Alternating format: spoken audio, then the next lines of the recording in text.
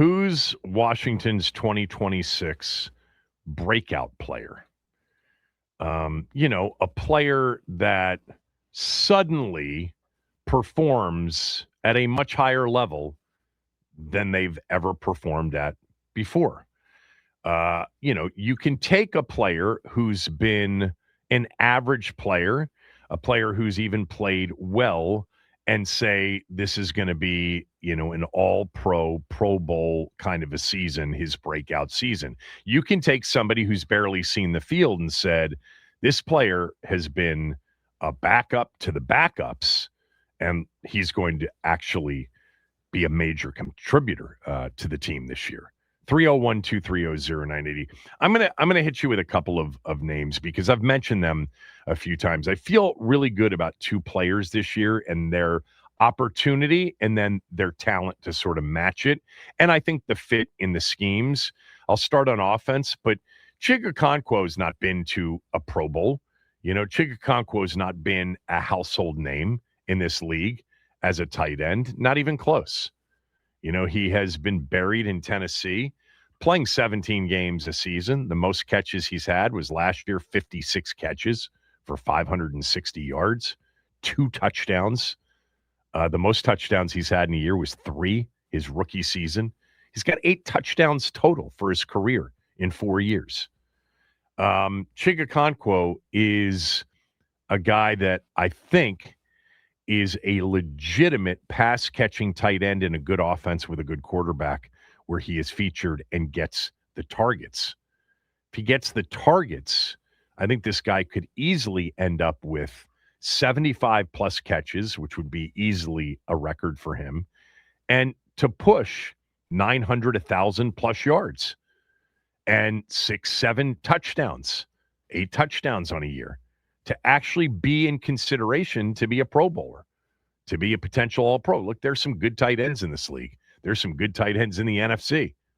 I think Chig Okonkwo is going to be a name that people know. In free agency, you had to be a hardcore NFL fan to know who Chig Okonkwo was. Most did not. He's number one on my list. 301-230-0980 if you want to give me your number one candidate to break out in 2026. Again, a player who suddenly becomes much more than he was before. It's that simple. From average to great, from obscure to significant playing time and a significant contributor. The other one I've mentioned multiple times, and I'll mention again, is Nick Cross. Nick Cross hasn't been a star in Indianapolis.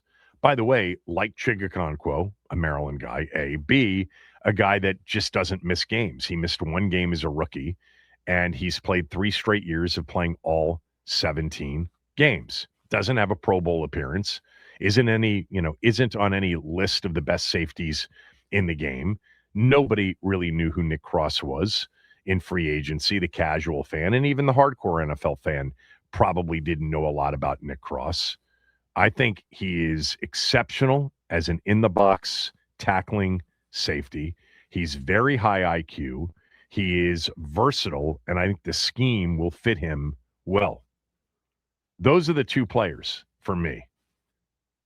Chig Okonkwo and Nick Cross are going to be 2 players that we're talking about next year where everybody knows who we're talking about around the league.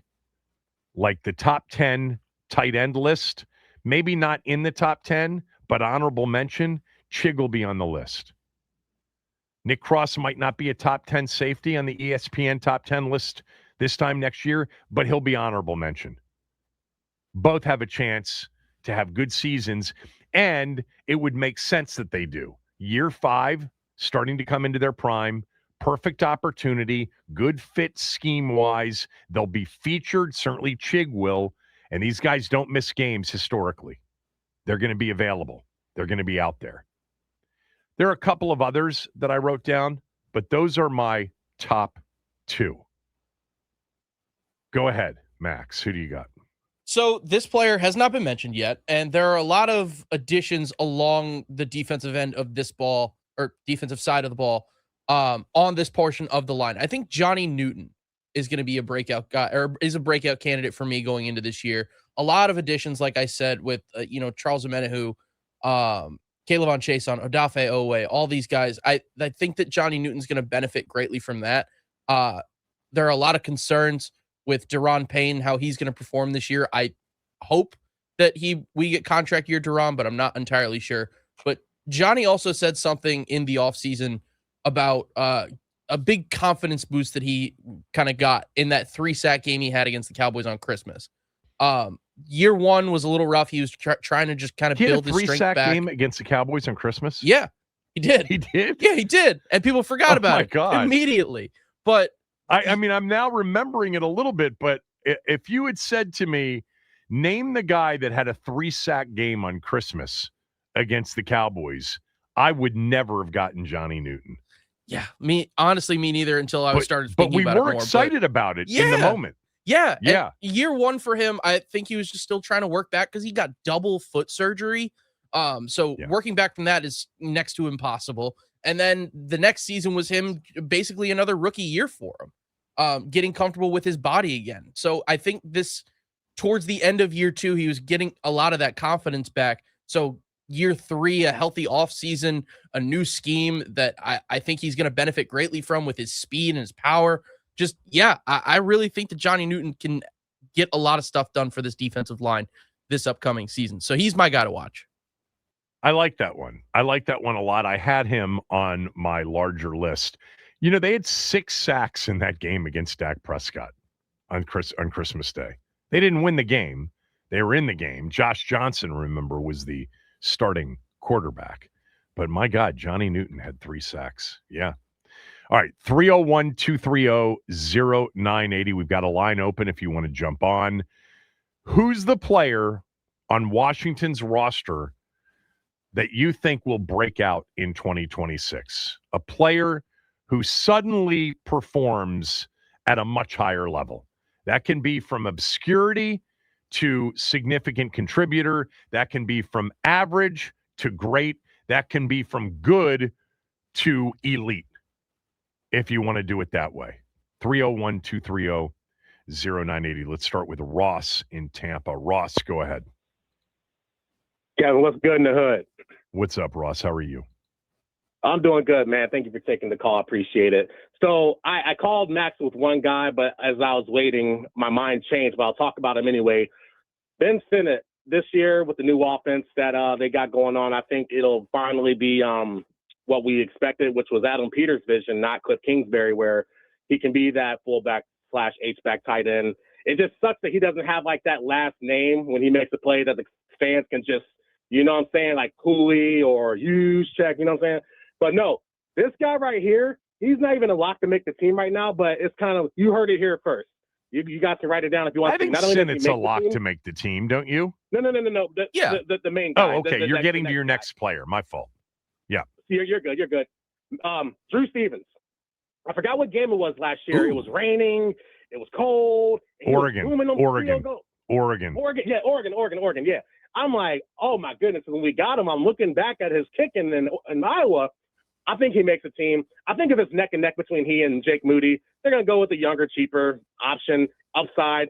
If you guys have kickers in your fantasy football league, he'll be the first one off the board in about 3-5 years. You heard it here first. Drew Stevens wins the kicking battle. He makes a team, and he's going to be that breakout player to where, like, it's a close game. You see him warming up, and he's going to make that field goal. He's going to have that confidence, man. I feel it in my bones.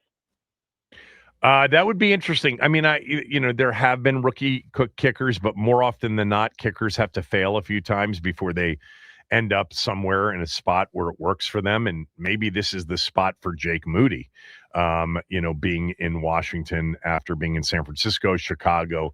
Remember, he had the game winner on Monday Night Football against Washington last year. Yeah, Drew Stevens had a game against Oregon on just one of those, late October rain, seeing every player's breath at the line of scrimmage where it's, 35 degrees and gray and he hit one big kick after another. Kevin in Arlington. Kevin, go ahead. The player that you see breaking out in 2026. Hey, Kevin, thank you for taking my call. Sure. I think it's going to be the most talented young player in the secondary. I think it's going to be Trey Amos.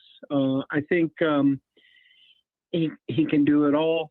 I think he's a true boundary corner. I'm not going to say he's a shutdown corner. Way too early for that. But I think he just checks all the boxes. And, of course, your good friend Sean Springs, I believe, said the first time he saw him, he knew he could play.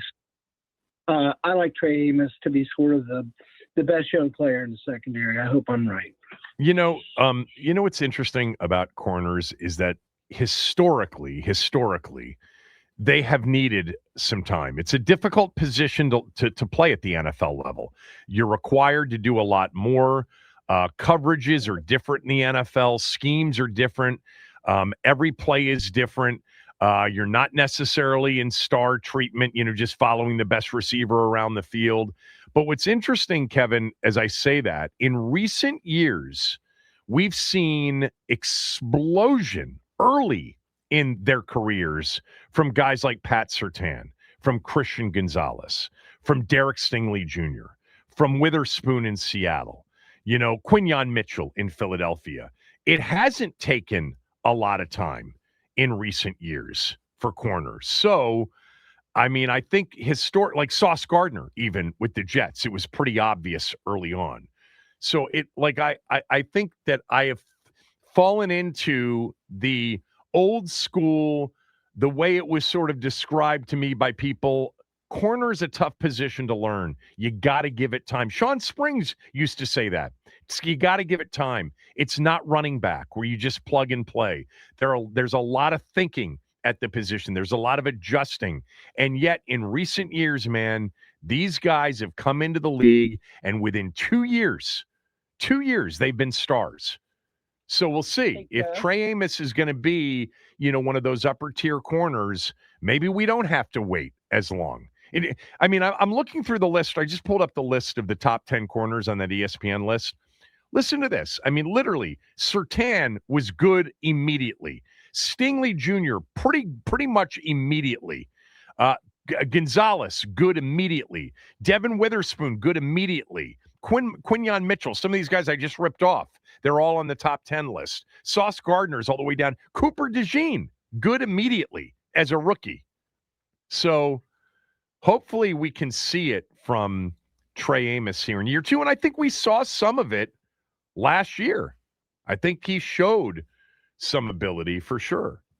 All right, 301-230-0980. Kevin, thanks for the call as always. 301-230-0980. We've got an open line or two if you want to jump on. I want the player that's going to break out, the player that you believe is going to jump into a totally different category of player in 2026 from our roster.